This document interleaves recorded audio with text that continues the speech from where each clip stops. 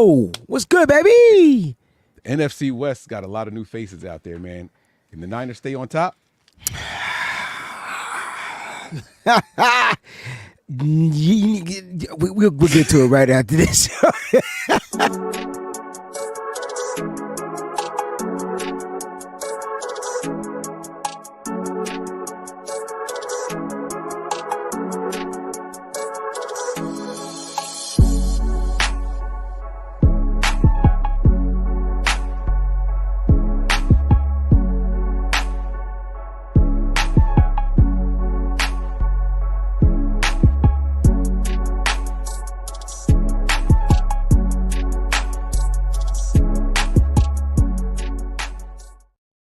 What's going on, 49er faithful? It is the B.A.M crew. Your boys Breezy and Mike back here for another edition of the B.A.M show. What's going on, Mike?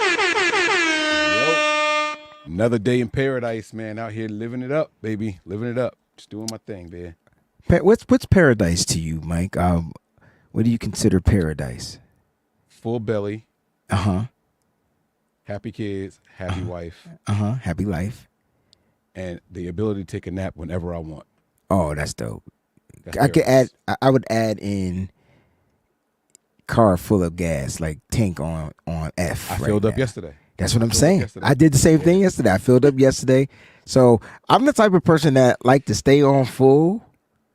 So my dumb behind will probably go to the gas station today where it only cost me maybe like $20 to refill up, opposed to $60 to refill up. Yeah. I don't know. Get it, man. I've been there. I used to try to keep it above half, and now it's just like, all right, I got paid. I don't even need gas, but I'm going to go get it now because I'm on this side of town. I go to Jersey to get my gas because in PA it's like 40 cents more a gallon. So. And they pump your gas in Jersey, pause, right? Oh, yeah, they do. Yeah. That's why they be getting the looks. See, that's why you be getting the looks. I forgot. Oh. I just hop out and do it on my own. Nah, you can't. And I gotta wait for them. I don't think you can. You do it on your own. I do. They be looking at me though, because when I'm using my card, I just go and do it. But if you pay in cash, you can't do it because they have to tap their card and get it to start. That's true. So, that is true. Yeah. That is 100% correct. I never thought you could do it on your own. I thought I don't got time for them looks, so I just yeah. It feels good to be serviced. You got gas in Jersey before? Absolutely. You tip them? Absolutely. You always tip. Yeah. You tip when they pump your gas? I do. Even though the price of their pumping the gas is in the gas prices. But it's weird because Jersey prices are typically cheaper. Mm-hmm. I don't tip. I'm born and bred here. Never tipped my gas station attendant before. We're rough. Y'all making me feel better about taking the subway. Yo, these gas prices. Now, I'm curious to know, does public transportation go up if the gas prices go up, right? Doesn't that typically how it works? Because I know airfare goes up. That's not considered public. Run on gas? But they run on jet fuel. Electricity. Wait, it's not electric? I thought that's why. Oh, no, you're right. But still, like, the electric bill might be higher. I mean, I guess I'm sure it's not the same. Listen, when I was young, because trains aren't diesel fuel. Well, some are. The old school trains, right. The Thomas trains are. Yeah, I was doing when I was taking the bus back and forth to school and work. It was $1 for one zone, and then $1.40 if you need to go 2 zones. Okay, so I remember that. A transfer ticket that depended on how far you were going. I'm gonna take the I bus. Can almost guarantee it's not $1 anymore. It's got to be $3 by now. Can you imagine? So back when I growing up, I remember when the bus rides was like 40 cents and like 50 cents. And then I had to deal with them going up to the $1, which made it easier. And then they changed the machines from coin machines to dollar you could slide the dollar bill in. And then they changed it where you could scan it. It's crazy, man. Mm-hmm. It's good, man. All right, listen, Mike, we got a dope show for everybody. Shout out to the crew, the Breezy Bunch crew out there. Appreciate you guys for tuning in. I just want to show some love to some of the people out there. Don't bother me. Manly's in the building. Red Jet Shell. Hey, chat, like and sub. Peachy, good afternoon, Breezy and Mike, the faithful chit chat. I like that, the faithful chit chat. It sounds like I'm going to read it differently, but I get it out right? Does you get the same? No? Just me? I see it. No, I mean, I knew where you was going. It felt like it was something, right? It faithful chit chat. It felt like it was supposed to be something. I don't know if it was good. It is good. It's good. It's real good. Fernando's in the building. What's going on? All right, man. Look, we got a dope show, right? So we want to kind of take a little dive. It's not a super deep dive. We got plenty of off-season work. Oh, Mike, by the way, OTAs begin today and this week and today, to be exact. Who are you most excited to be out there? Because now you're getting back some of the vets. Oh, I don't care about the vets. Wait. No. I totally understood what you said, but if you feel you need to clarify that, be my guest. Well, because people are gonna be like, "What do you mean?" So I expect the vets to do vet things. So I'm not. That doesn't excite me. Like, get out here and y'all get back to work. I want. There's some vets though, like I be wanting to see out there, just like who? Like gliding and striding. What do you consider a vet? Like a 3-year player is the vet? Yep. Yeah. So 3 year and above. So first, second need to be there. 3 year is that vet year. Okay. No. Mm-hmm. Yeah. I still think the offensive line need to be there. I think the continuity, unless you're Trent Williams, need to be there. I was watching the Niners game the other night. Don't tell me. He gonna be all pro. Okay. He gonna be all pro. All pro. I put out a tweet the other day, like, so when I went back and I started watching, and you know how I kept telling you that Aaron Banks had a bad season last year, which he did. Like, he declined after the first 3 games. Like, but it was due to injury. Like, if you go back and watch it, you could tell the moment he got injured, it affected his play. And that's not a scapegoat. That's not an excuse. It's just an injury. Like, and so I put bearing health. Like, if bearing health, year 4 on that left side, I'm talking Lake and Tomlinson surpassing that type of, situation. And his contract year, he gonna be an all pro. Oh, I could feel it, bro. Right there. I could feel it. He looks good. You know what else looks good, bro? I don't know if we gonna play good, but you know who looks good? Spencer Burford. You want to talk about body transformation? Like, I gotta look now. You gotta look at his pictures when he's not in football clothes on his Instagram. You be like, yo, this kid, and it's weird because offensive linemen aren't big and fat like the stereotypical offensive linemen are. Like, they're lean and cut, and I wonder if that was a big issue because in Kyle Shanahan's system, you got to be able to do what? Move. Get out the way. Hey. Huh? Okay. Like, he looked like he lean and mean, right? Like, they might have their own version of a. You have to log in on IG to see stuff. No, you don't have to log in. You could click off the X, that crap, So I was just curious to know. So what we're going to do is we're going to take a dive into the competition. And this week, we're going to discuss the competition that we actually face. So today's episode, we're going to focus on the NFC West, and there's going to be some battles that I can't wait till we do the weekly shows where we break down the game. We do our, there's going to be some battles. But Mike, let's start with worst to first. And let me just ask you this question. We'll start with the Cardinals. We'll go Seahawks, Rams. Cardinals had themselves a draft, baby. Didn't we grade them the best draft? Or did we grade the Rams the best draft? I can't remember which one it was. I thought the Cardinals had the great start. I thought the Cardinals had the great start to the draft, and then the Rams kind of came and cleaned up.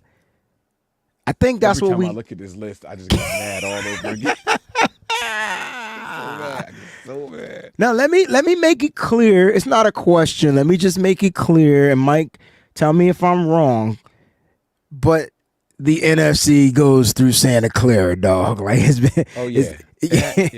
Yeah. 6-0, 5-1.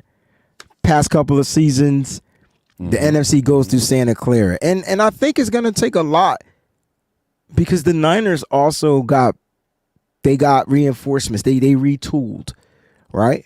And they got players maybe going into year 2 that might look to shine, and they got players going into year 3 that may look to shine. Like, you know what I'm saying? So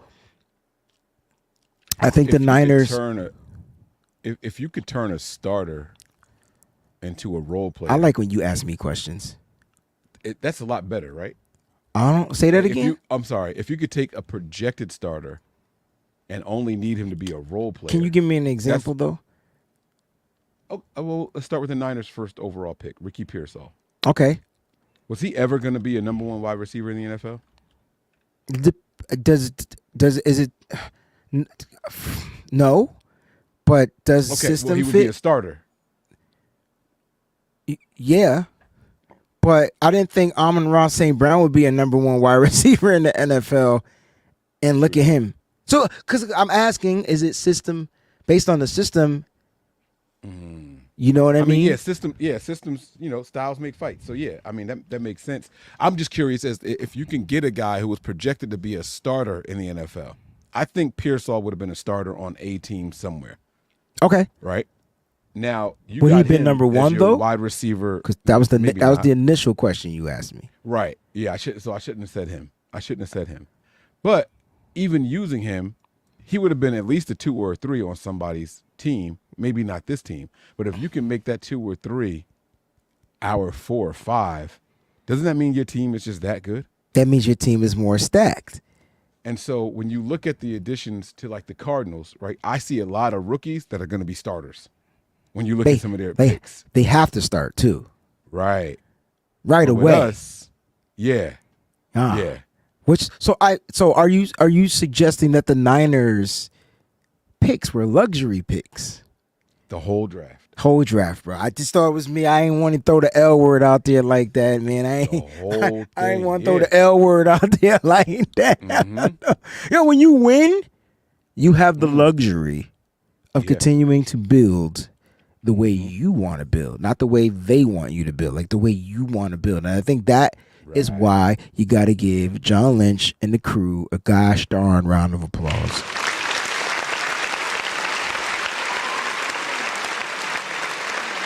Quick question from Don't Bother Me. Does Pearsall surpass Ronnie Bell on the depth chart, in your opinion? Oh, you want me to answer? Yeah. Yes, he does. It's just it's a first-round draft pick and a seventh-round draft pick. Now, I'm not saying that the seventh-round draft pick won't eventually end up being better or be better.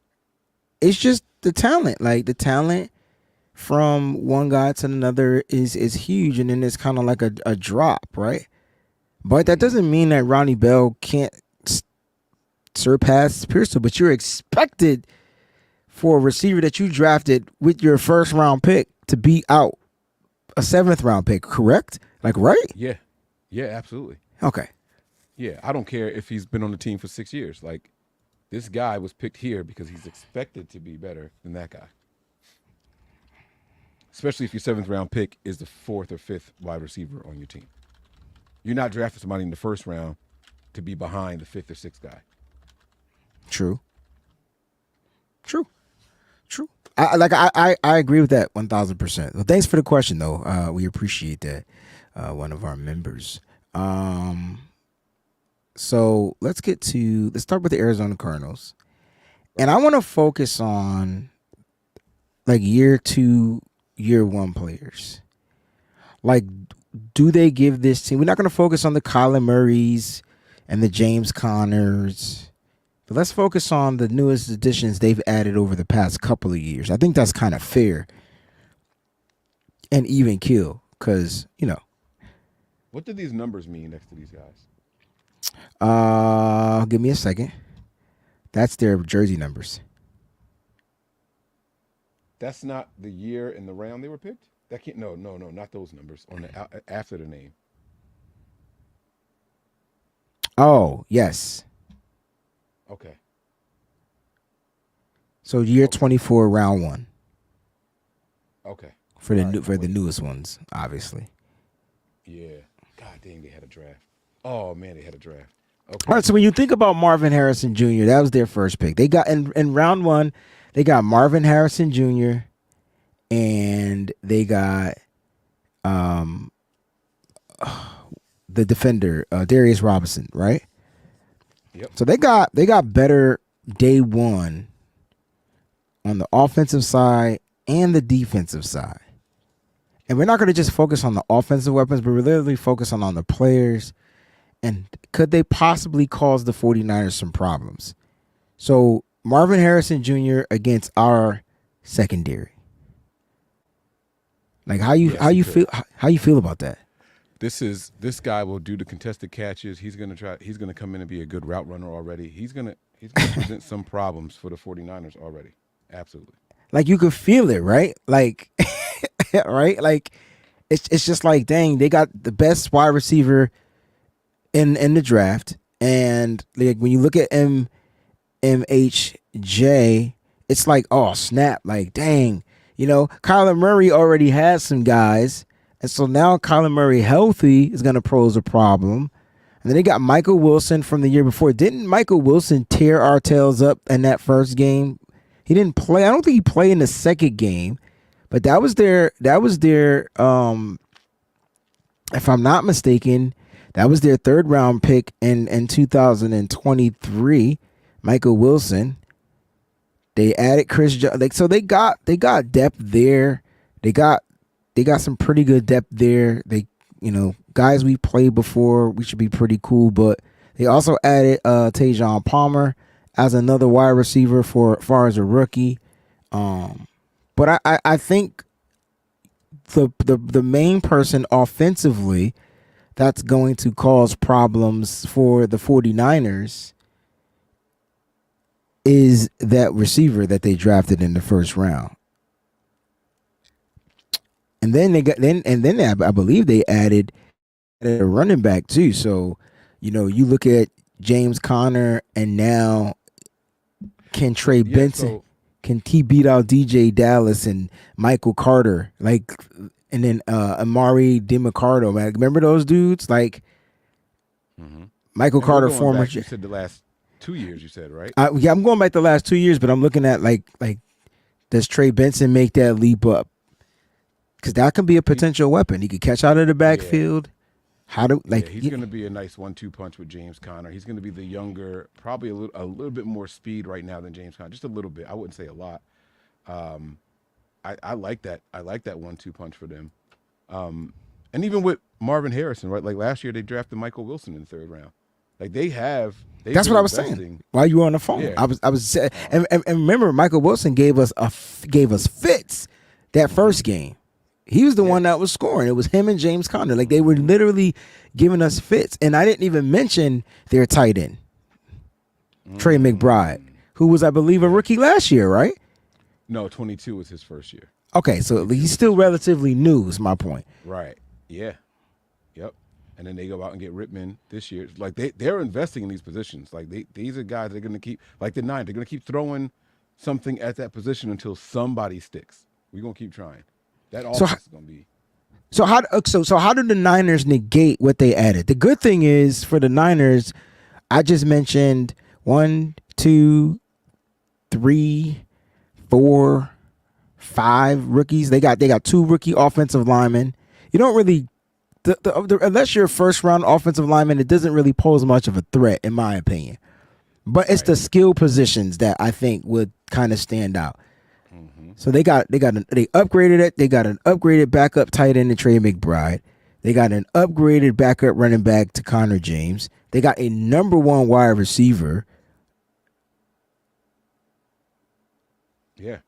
I think the way that you do this is, you stop the run with that big bully that you got in the middle of the field, right? That the Niners went out of their way and picked up, traded for, I should say, right?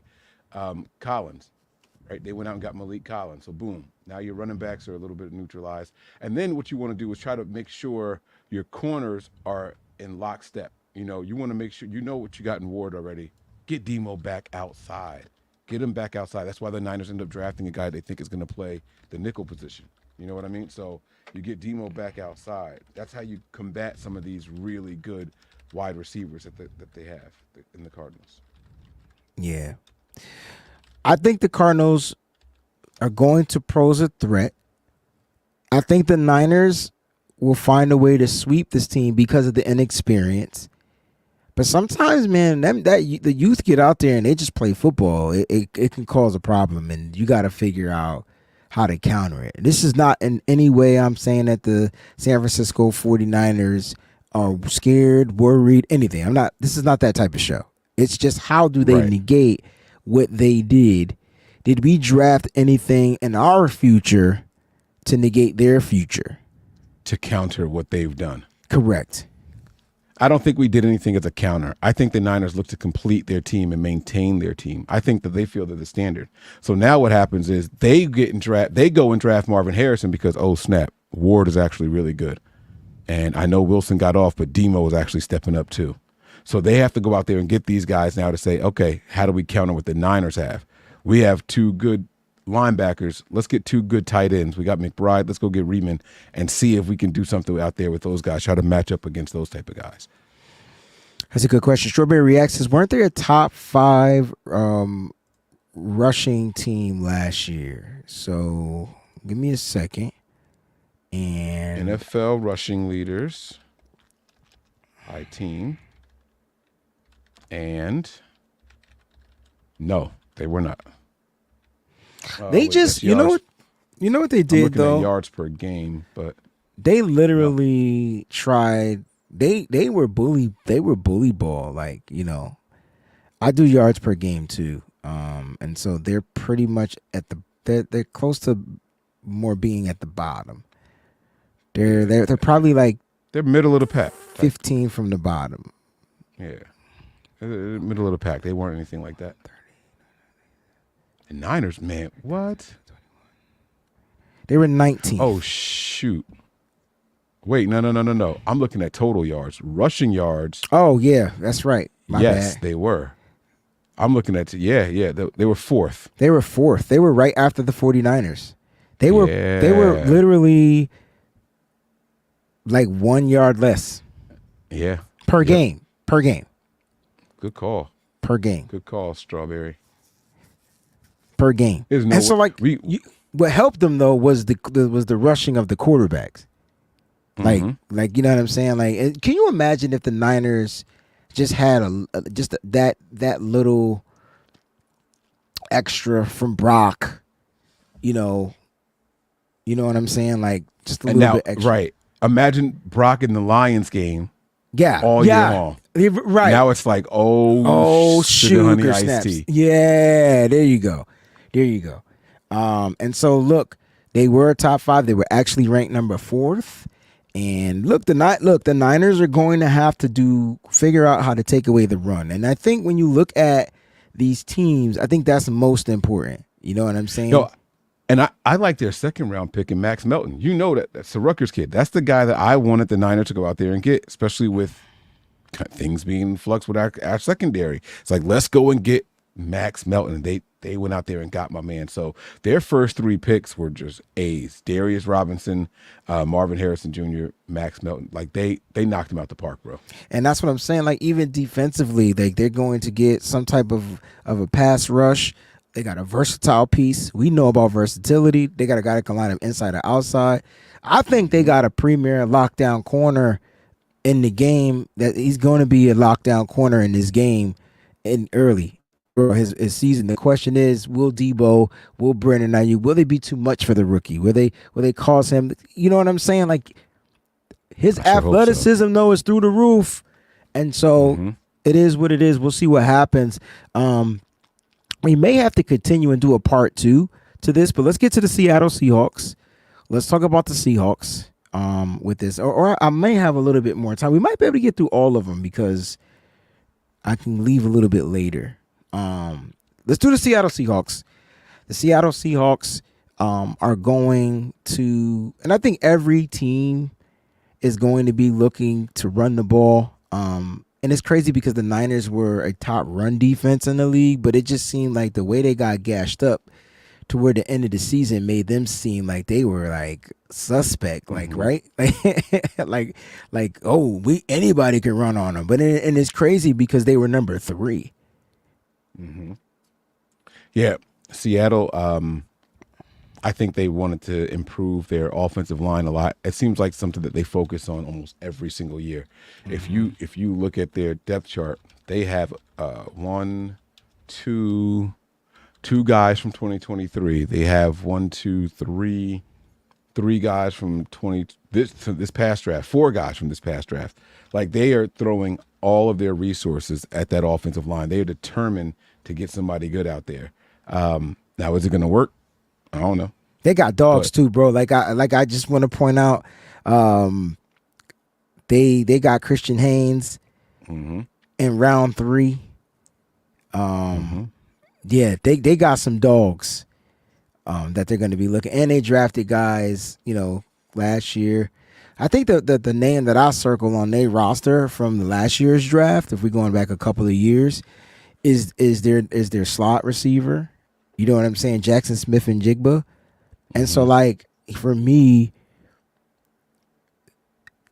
how much of a threat will he be to the San Francisco 49ers defense if the asterisk is the nickel back? And see, this is why we having this conversation. Like, you know what I mean? And that's what it is. It's just a conversation. Right. And that's the one spot on the Niners roster where we don't know a definitive answer. Correct. You know what I mean? Because we haven't seen it. Now, we do know if the Niners say, hey, we're going to go Deommodore Lenoir here, we have concrete evidence knowing that he can play the nickelback position. But because it's an asterisk, because it's a question mark, Mike, I'm a little concerned if that's how teams try to take advantage of the 49ers early, especially if the Niners decide to go with the rookie Renardo Green, who's more experienced as an outside guy. I'm not saying he can't play inside, but that is the position I'm going to exploit. And I'm sorry, them Ohio State wide receivers get to the NFL and they typically ball out. Yeah. Yeah. And that's so you mean to tell me right now we dealing with 2 Ohio State wide receivers in the same division? Both of them first round picks. Yeah. Yeah. Things that make you go, So it's interesting, man. And that's, we know about DK already and Tyler Lockett, some of the older guys on the team, but they're out there. They're not just like settling with them, by the way, right? I know he's beyond a couple of years, but they have a 7th round guy that they picked up last year. The year before. You know what I mean? They have Eskridge over there as well, who was a 2nd round pick for them 2 years ago. Like, they have been throwing bodies at that wide receiver position because they're looking for some sustainability. Some of these contracts coming up again, it's going to be like, yeah, man, I don't know if we're going to do it. And a lot of people really like that guy, Jake Bobo. I kept hearing his name in preseason. I remember Jake Bobo. Yeah, that's right. It's like, why was everybody talking about this guy? But he's out there. I mean, and he's worked his way up the depth chart a little bit. He's getting a little bit of respect out there as well. So, shout out to him. They're doing their thing, man. And Christian Hayes was a guy that a lot of Niner fans thought that the Niners should go out and get. He was the one that I thought the Niners should go out there and get a guard. So, and shout out to them being able to get him. You got other, first round picks and Byron Murphy. Now we go to the defensive side. Now we talking. Oh, sorry, my bad. No. Now you're speaking my language. This is listen. They got their stack from the 2022 defense. Even if we went back 3 years, because I think Boye Mafe is a problem. Okay, Byron Murphy's going to be a problem.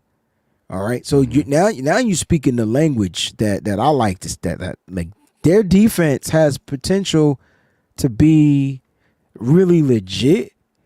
And we'll see. Like we'll see. Like does Reek you know what I'm saying, ball out? They got Devin Witherspoon last year. That was their first round pick, and I think he got hurt in our game early. Devin Witherspoon, the cornerback, nickelback. So yeah, we'll see what happens, man. Like, listen, here's my thing, Mike. I'm not taking any team lightly. I still think we sweep these cats. I'm just not gonna take them lightly. I'm not gonna play with the food. If I'm gonna go out there, I'm gonna bust them up. I think they got a linebacker that you liked in Tyrese Knight. They finally got a linebacker, which is something that they've been missing. It seems like the Niners get the linebackers, and I can't remember, like the Seahawks, they, as far as because they run a 3-4, right? They finally got some nice inside linebackers for them. So we'll see what happens when you go against this team. Right. But if there's one person I'm circling on this roster, is Jackson Smith and Jigba. And the reason why I'm doing that is because of this comment right here that was made by Rich SF. He says, as long as Seattle have Geno at quarterback, I don't seriously take them as a threat, and I respect the heck out of this, right? But here's look at what they're doing. They know Geno's limitations, so they went out and got what? Who? They got Jackson Smith and Jigba, who can get open underneath. You ain't got to throw the ball long. Remember, Geno Smith at one point, not last season, but the year before that, led the league in completion percentage. Yeah. And so last year, if Jackson Smith and Jigba wasn't injured, and Kenneth Walker Jr. wasn't injured, or the fourth, can't remember if he's a junior or fourth, they couldn't run the ball efficiently. The third was close. That's why you couldn't get it. You was right in the middle. You hopscotched all around that joint. It was right there. They couldn't run the ball efficiently, so it put more on, you know what I'm saying, Geno. So, yeah, Geno's not a great quarterback. But when he has his pieces working, and they kind of like a machine. I think the only thing about Seattle this year is, will they be able to get it together? Because they got a new coach. They got a new philosophy. Everything's different now, right? And so McDonald is over there. It should be different, but I know what McDonald is going to be looking to do, and that is build the defense. Well, I'll tell you this, man. They got Lincoln Tomlinson. I know this is all about the rookies in the last couple of years, but the Niners should know how to key in on him and make Geno Smith's job a little bit harder. They should know how to key in on him. Here's my thing, Mike. If Geno Smith is getting the ball out of his hand and point in 2 seconds, it's going to be tough. It's going to be tough to get to him. The one thing I witnessed last season was something I don't think I've ever witnessed watching football in my life, and that was every quarterback we played against got rid of the ball in less than 2 seconds. It was ridiculous. I was like, what the heck is what is going on here? They were getting us, yeah. And so then I also want to say this, too. I know for a fact that Seattle's front office was really excited about a guy they had last year, 7th-round pick running back named Kenny McIntosh. Yes, from really, Georgia. Really like, yo. When I tell you that this kid is going to be a problem, if they ever get to the point where they have to use him, he's going to be one of them. He's going to be one of them. The kid from Georgia, you know what I mean? So, look, they're going to be, I agree, they're going to be a problem. But again, the question is, how do the 49ers, counter what they did to build? You know what I mean? They got a little bit meaner up front on the offensive line. They continue to build the defense, and that to me is the thing you want to, pay attention to, because that last McDonald's defense punched us in the mouth. Now he had different players, right? But they punched us in the mouth, and I guarantee you that's what he's going to look to do. He's going to look to punch the 49ers in the mouth. He's going to probably force Brock to make some decisions, and that's what we got to expect. So, y'all stay tuned. This junk is crazy, man. This junk is crazy. And then the arch nemesis of the San Francisco 49ers. Oh, my gosh. The arch nemesis. Yo, Sean McVay, Kyle Shanahan, probably one of the greatest friendship rivalries of all time. I'm like, these dudes are literally boys, but during the football season, they hate each other's guts. And I think that's what you love to see. You know what I'm saying? Oh, wait, I'll get it. Yeah. My bad. I got you. No, you good. And that's what they love. It's Kyle Shanahan. Let me. Is it really a rivalry? Can we talk about this for a second, Wayne? Because has there been much of a back and forth? I think is it a rivalry because of the coaches? Yeah, I think the rivalry is from the relationship. I didn't say the teams. Okay. All right. That's fair. I think because of the connection between the two. It's like brothers facing each other at some point. Like they came up in the same system. They know all the same stuff. They speak the same language. In the Super Bowl. You get what I'm saying? And so it's coming down to, which coach can prevail. And at the end of the day, there's only one of these coaches that got a Super Bowl ring. Talk your talk. Okay. People don't want to hear it. You know what I mean? It's cool. You want to throw shots at my coach? Cool. I'm not even throwing shots at Kyle. But Kyle, you ain't had to say that. You ain't say that about Pete Carroll. He's still over there in Seattle. He's just not the head coach. Pete Carroll, like a dinosaur. Like Sean McVay, they ain't come up together. If anything, Kyle was probably the afterthought of Pete. Wait, hold up. Carroll. No, Pete Carroll has some overlap with Kyle's dad being here, don't he? I think. He could with Mike. Wasn't he like a secondary guy with Mike? He could have been here. God dang it!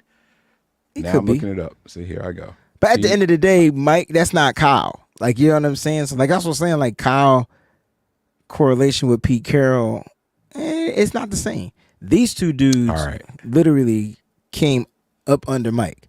Literally at the same time is what I'm saying.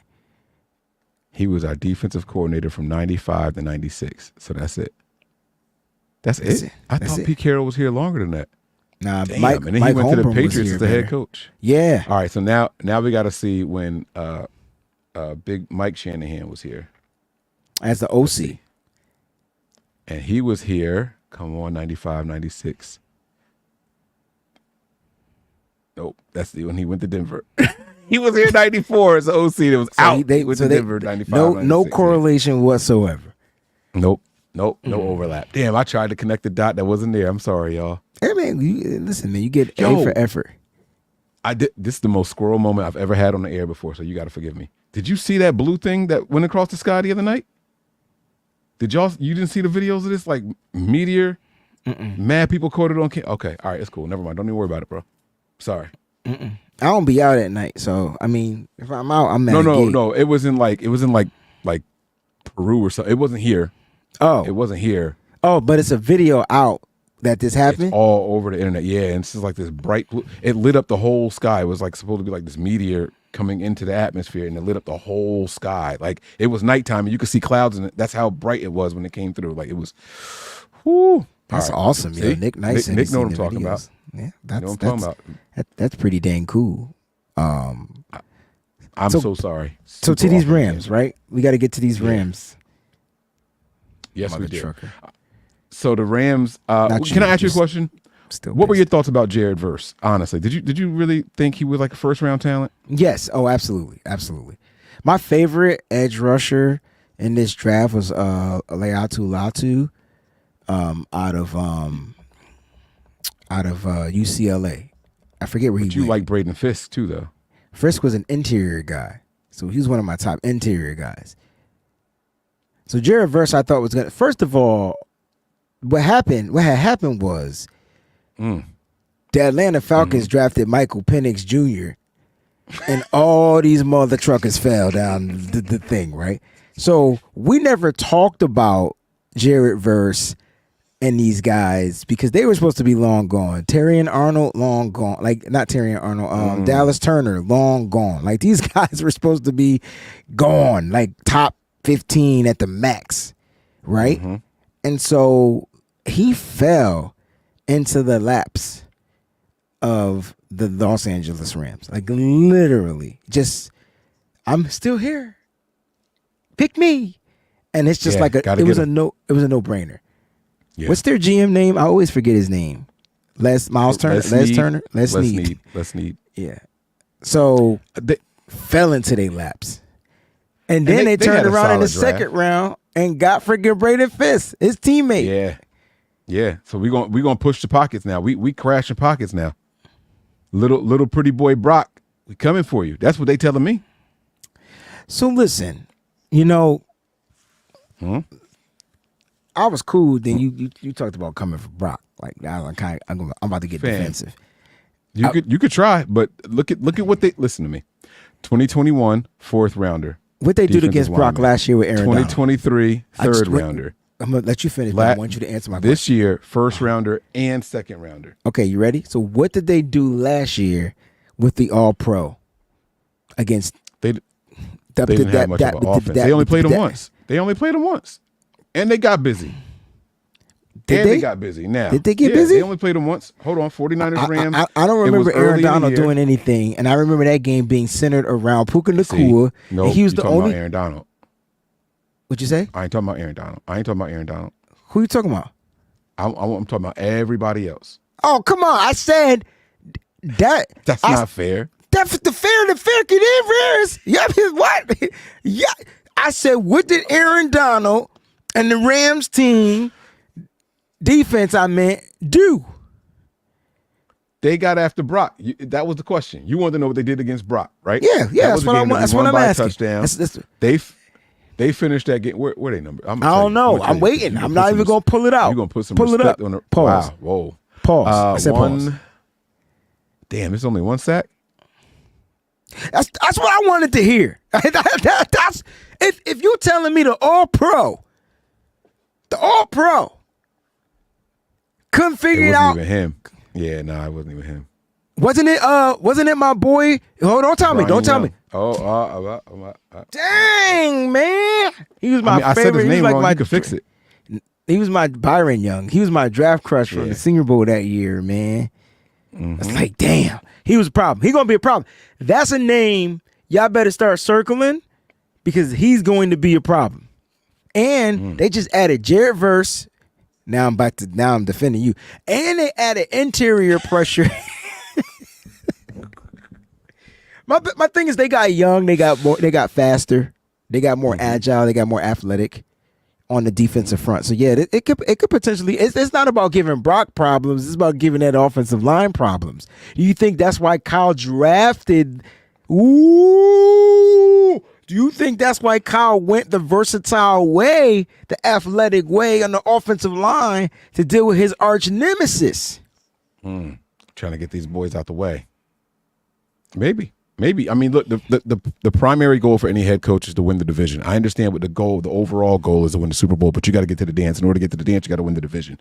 And so who is your biggest threat within the division right now? Is it the Rams or is it the Seahawks or is it the Cardinals? Everyone's going to say it's the Rams, right? It's the Rams. Mm-hmm. So now this is the team, if you're going to counter anybody, it's them. It's them. This is the one that you got to look out for right now.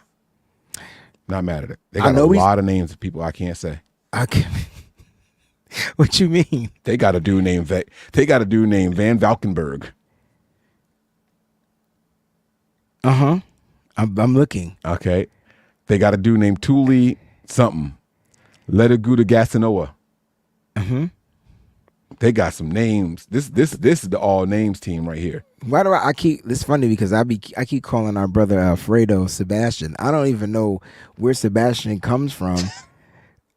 You be throwing it on him like that's really it too. Yo, like, bro, tell me he can't be a Sebastian though. Like, tell me. I don't even know what that means. I don't know you what say it means Sebastian, either. and I think the crab from Ario, the Little Mermaid. That's where my brain goes. Under the sea. Yeah, you used to be throwing that name on him though, Sebastian. I just thought he was a Sebastian, like, and it's clearly Alfredo, like, right. You know what I mean? But it is. Hey. I can't pronounce. Oh, wait a minute. There is a Sebastian Gutierrez on the team. It is. Wait, is his name Sebastian Alfredo on the Niners? Yes, it is. His name is Sebastian. I thought it was Alfredo. It is Alfredo. No, it's not on. Look this. See, this is where you get it from, right here. Click the Niners one, and look at him. They must have made a typo. That's why. They got it from you. How does that happen, bro? Yo, they do got him named Sebastian Gutierrez. That's what I'm trying to say. Maybe his name is like two first names type of thing. Maybe it's Alfredo Sebastian Gutierrez or Sebastian Alfredo Gutierrez. All right, so I'm looking up Alfredo Gutierrez right now, football player. Okay, so he is the Mexican professional football player, Alfredo Gutierrez. Who is Sebastian Gutierrez? We knew who Alfredo was. Oh, he's not. All right, so let's see who Sebastian is. All right, so now we're gonna look up Sebastian. Omar says they're two different people. Now one is. They're not two different 49ers though, right? Yeah. Yes, they are. Yes, they are. Yep, because Sebastian just got here last year. And so Alfredo I was saying the right name.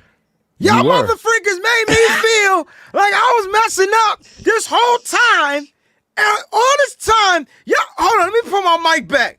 Y'all had me feeling like I was making a big boo-boo because I couldn't get the name right. And I knew I had the name right, but y'all got me questioning myself. Y'all made me fail the test because y'all got me questioning me and my thought process. And I got it wrong. Because you, and Mike, too. I knew I was right. So Sebastian doesn't have the exempt thing. Like, he's from Washington. He's not. There's no. That's what I international thought. exemption. We only got one IPP. His name is Alacon. Allison. Man. Yo, that's funny. We got rid of him at the same time we signed the other one. We went from one to the other. Isaac Allison.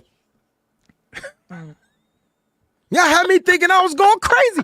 Bro, y'all gonna have me up in a mental institution for real. Me listening to y'all all the time. But at least I listen to y'all, right?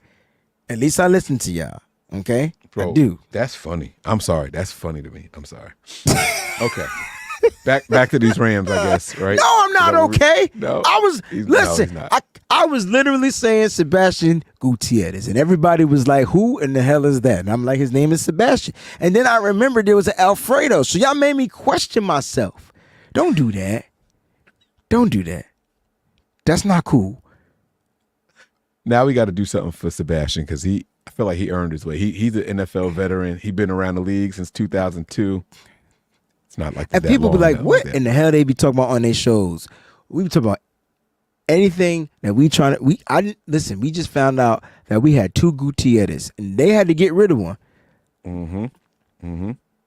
Yep. He only played one game. Me. Only played one game. Ever. Sebastian. Ever. One game. Alfredo didn't play 0 games. Ever.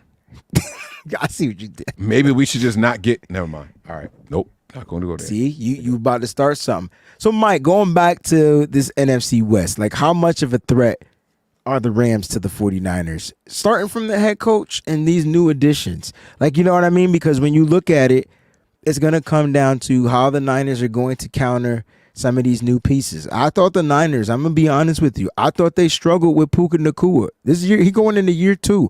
I don't see a sophomore slump here.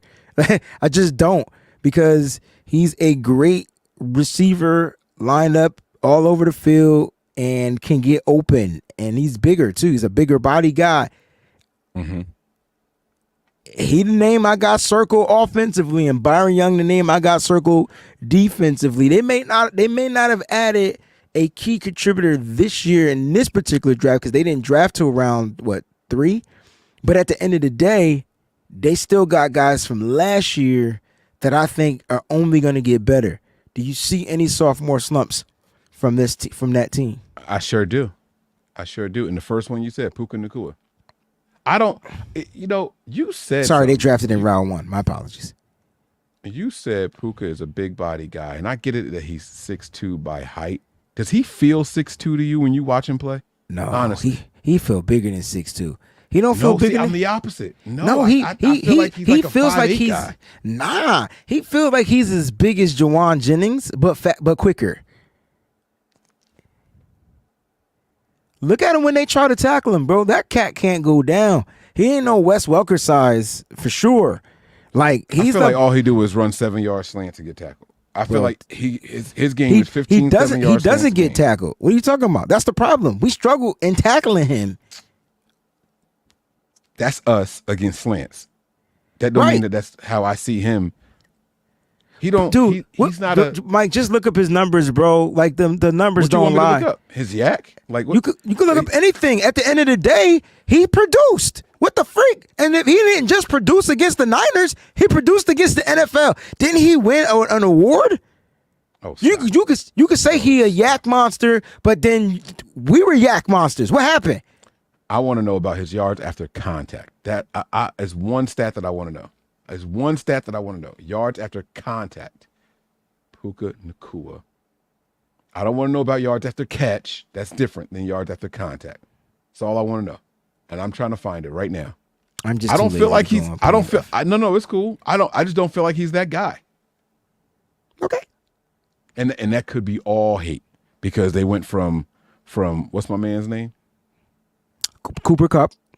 Kupp to Nacua. Yeah. They had no choice. Kupp was injured, returning last season injured. He missed the first several. Remember, he came back. Oh shit. He was first in the league. Oh no, that's amongst rookies. Different, very different. But 173 forced missed tackles. Bro. So that was first amongst rookies last year. That doesn't mean that he was first in the league at all. Bro, what? Okay, all right. He doesn't have to be first in the league against missed tackles. It doesn't take him away from being a great wide receiver. The dude had a phenomenal rookie year. Ain't nobody complaining what Debo did to get those yards that year. He did whatever he had to do. We embraced it. Puka Nacua did what he needed to do. If he's a slant guy, he's a slant guy. This is the kid that had the best time in the gauntlet. Literally the best time in the gauntlet. So his job is to run on a straight line. What Puka Nacua has over a lot of wide receivers are great hands. And he trusts that ball is going to be on that line to where his hands are going to catch the ball. He's not looking at the ball going to his hands. He trusts his hands, and he's out. He didn't have 173 missed tackles for us. This is why I hate PFF. It says value 173. Like, what does that mean? He had 11.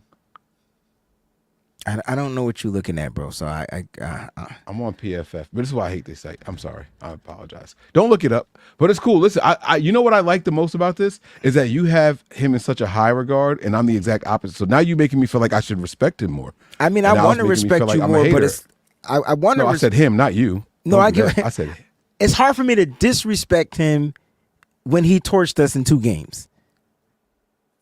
And so if we can't torch, I felt like it was 6 to 7 yard passes every time. He ain't really go crazy on us. If Cat's slanting us up, what's the problem? Like, that's still part of the game, bro, right? Like, it's game planning. That's why we lost the Super Bowl. We ain't game plan. They were trying to get him the ball by any means necessary to set that stupid ass record, and it took all the way to like the 3rd quarter, bro. That's like in the last game of the season, bro. Like, you knew that was about to happen. All right. Okay, so you talking about the first one where he I'm had really 15 talking about the first one. The second one, you're right. It's insignificant because nobody played. And he's a starter at that point. But you know what? I think that's where the hate came from. He needed 29 yards and like 2 receptions or something like that. That's what it was. To break the rookie yards and the receptions. That's what it was. And I felt like they were just forcing it to him, so I felt like he was overrated because of that. That's what it was. That's what it was. Woo. All right, so you wanted to know how yards.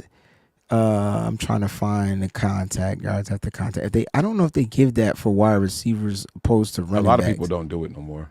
I think they give it to running backs more yards after contact. It's okay. But he had 105 receptions on 153 targets for 1,486 yards. Mike, I can't hate on this kid, bro. And I'll tell you what, I'll do you an even better solid. I'm gonna pull up the wide receiver depth. let's do this because he can kiss my ass. I'll get there when I get there. I'm pissed. Here you go. You ready? Oh, here you go. I'm listening. I'm gonna pull it up. Boom. You talking about their wide receiver depth or for Puka Nacua? Because you talked about we're gonna find out where all his passes were. Cooper Kupp. Oh, you mean like the physical location of where they were? Yeah, I could tell you where they were. They were all in the middle of the field. Got you.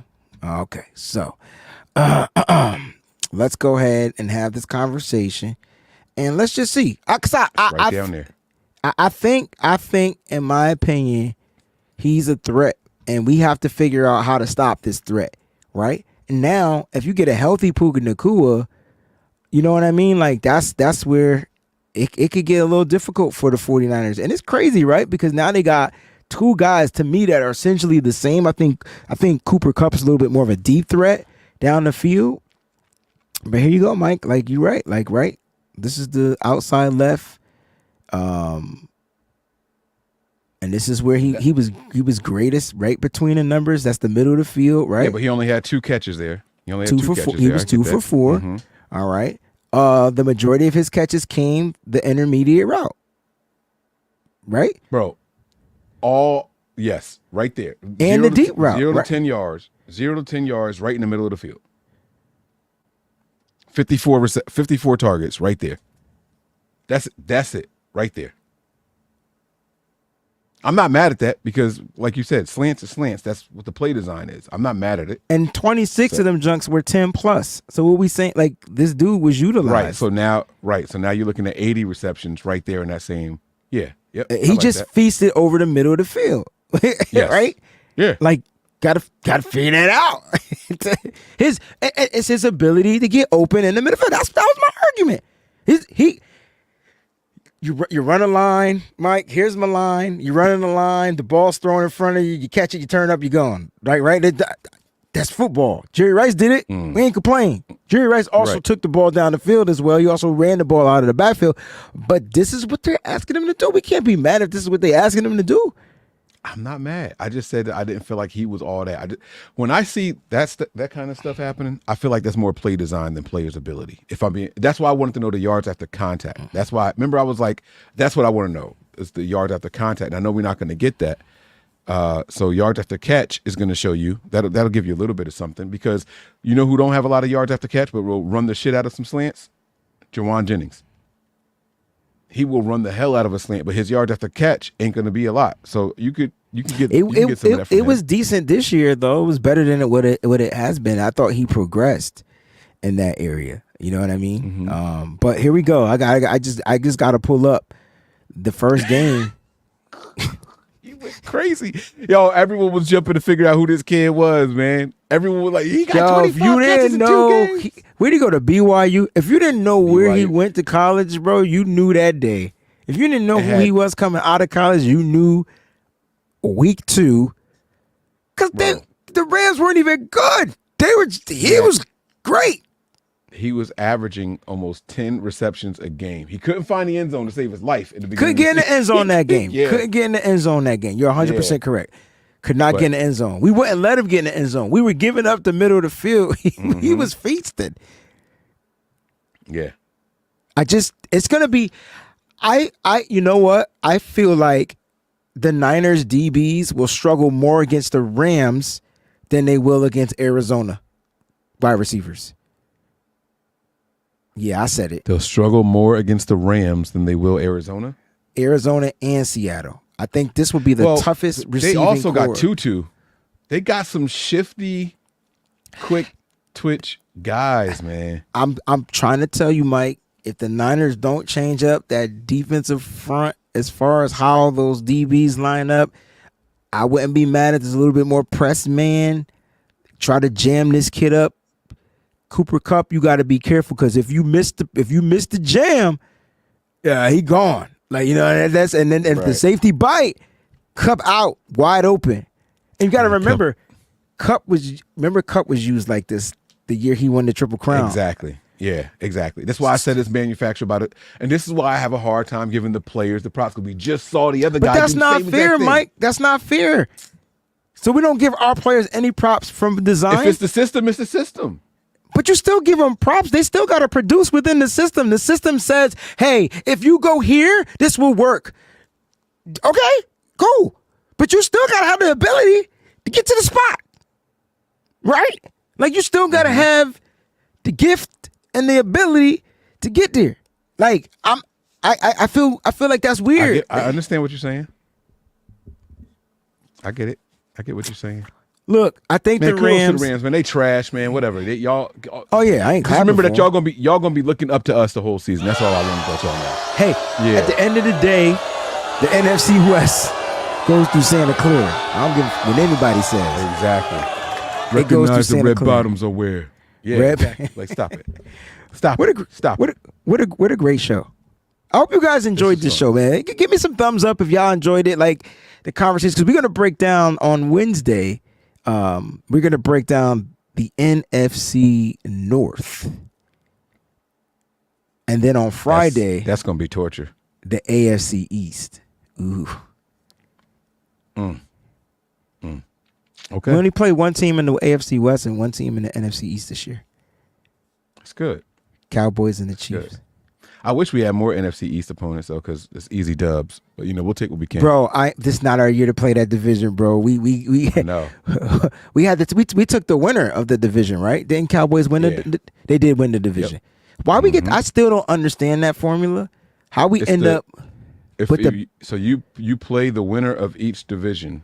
Oh. That the same place that you fall in. So if we were in second in the division, then we would have played the Eagles this year. But because we were in first, we played the first place for that division.